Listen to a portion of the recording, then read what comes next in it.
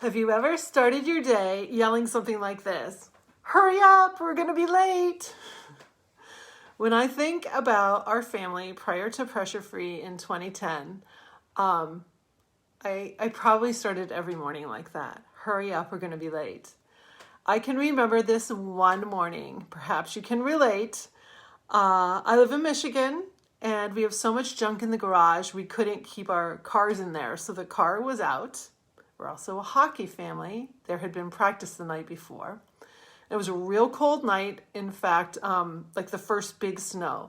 So our kids were just having so much fun outside. We were all outside, throwing snowballs, building forts, pulling the sled around with the baby in it, like having a blast.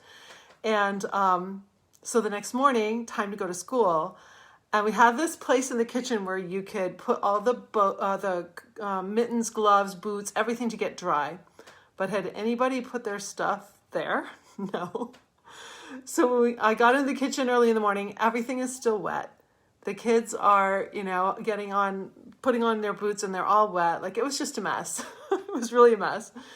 And we were running late. I get out to the car and they're helping me scrape the outside of the car. So I get in the car and the defrost is going, but we have frost on the inside of the windshield. If you've been a hockey family, you know that it builds up, steam builds up, it turns cold, it turns to ice, and they don't design scrapers for the inside of the window. So I so clearly remember going, like, trying to get this out, and the little boys in the back, like, going, look, Mommy, it's snowing in the car. And I probably triggered the stress response at least 20 times that morning.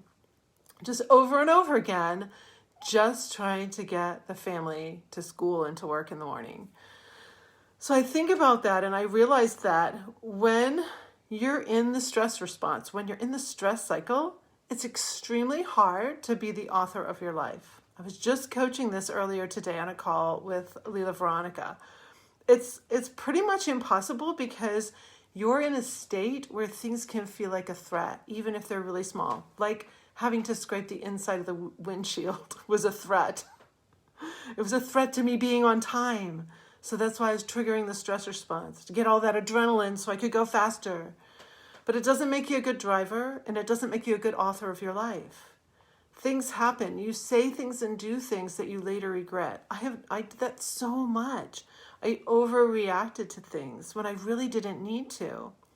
So in 2010, it's going to be the 11th anniversary on the 15th of Pressure Free. When I figured this out and I stopped overreacting, by the way, it takes a while. I mean, we've got habits. I've got habits that are decades old. However old you are, you've got all these habits and you have habits of reaction that are generations old. And so it takes a little bit of time. But in the first 8 weeks of using Pressure Free on myself, like I was creating the method, using it on myself, I couldn't believe what I started to see happen. Now that it's been 11 years, honestly, I can't believe this is my life because now I've been the author of my life, I would say, for about the last 4 years. It took a while, okay? 11 years, and it's really been the last 4 years that I really feel like I've made a super amazing breakthrough. Breakthroughs happen at different points on the pressure-free journey. The first breakthrough for most of my clients happens at the 4 to 8 week mark. Like that's when a real breakthrough happens, because that's usually the first time that they've actually not released stress hormones for a whole day. That's always my goal at the beginning of my work with my clients. If you can go a whole day and not trigger the stress response for anything, no small annoyance, no smell, the sun starting to come in the window here, nothing, right? And you go to sleep that night, that's the first night, maybe in your whole adult life, that your body is actually healing, rejuvenating, and regenerating. Your skin changes, like your skin gets healthier. So many things start to happen. Thank you, Monica, for that. I see Mike and Suzanne, welcome. I could not have ever believed that the things that happen to me now, what I'm capable of doing now, would even be possible in 2010.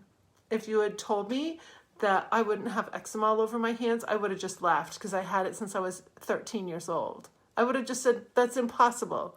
Every doctor I've ever had has tried every cream possible, every diet possible, and none of that worked.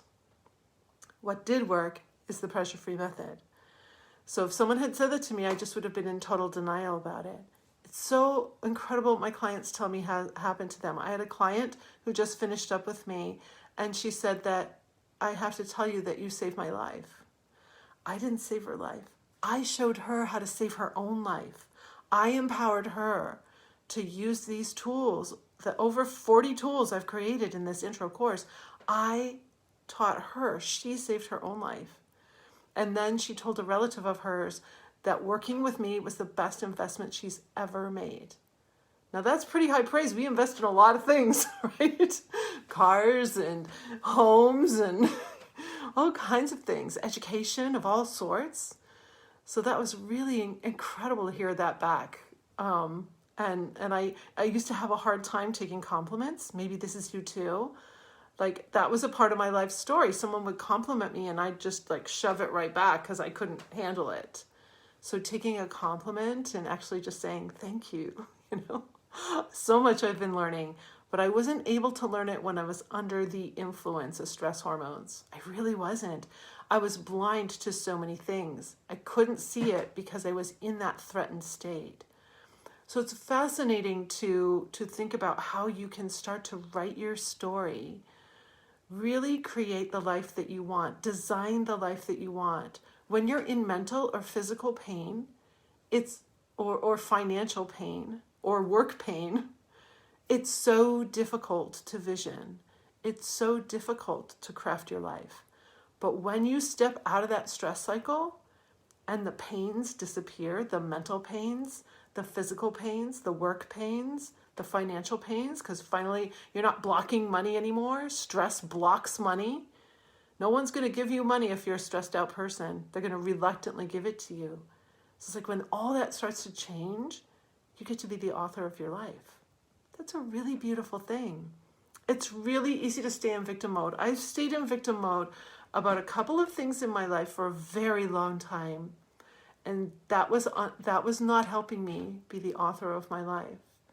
And it's easy to justify and rationalize being in some of that victimhood. It really is. It's really easy to justify that, oh, they've hurt me, that they're the cause of this. We start finger pointing because we don't want to point the finger back at ourselves and say, okay, what is it I really want? What is it that you really want? What is it that you really want? Sometimes you can't even come up with it. I do an intake. I do a free strategy call with my clients to see if they want to work with me and if I can provide what they need. And I'll ask them, like, what do you want? Oh, Leela says, not justifying has helped me so much. Me too. Me too, because I did it constantly. Sometimes when I ask people, what are your dreams? What do you want? Sometimes all they can say is that I just want to feel happier. Or I just want this mess cleared up over here. They can't vision about going anything beyond that. It's really hard. They might see a few little things and I keep asking questions to try and tease it out because I want to know what you're passionate about, what you want to see happen in your life. That's where I get excited because I know that if I can help you stop triggering the stress response, that's going to make a total difference in your ability to make your dreams come true, to make things happen. I've seen so many of my own dreams have come true in my life because I just didn't give up. I was doggedly going to make things happen. I don't like it when people say no to me. I'm like, no, I'm going to do this. And I just keep going. I don't ever give up. So, but I so wish I had pressure-free when I was younger because there would have been a lot less pain and I would have made a lot fewer mistakes and I would have made a lot less people angry. Does that make sense? So anyway, I just wanted to share this today. Just a little message. Thank you for the love. Thank you for watching. Debbie's here. Thank you so much. Gary's here. Gary, gosh, remember driving back from Michigan? This time of year, April, is like I think about exams and going back. We're going to be going to get our son in New York in a couple weeks, and I'm excited to do that.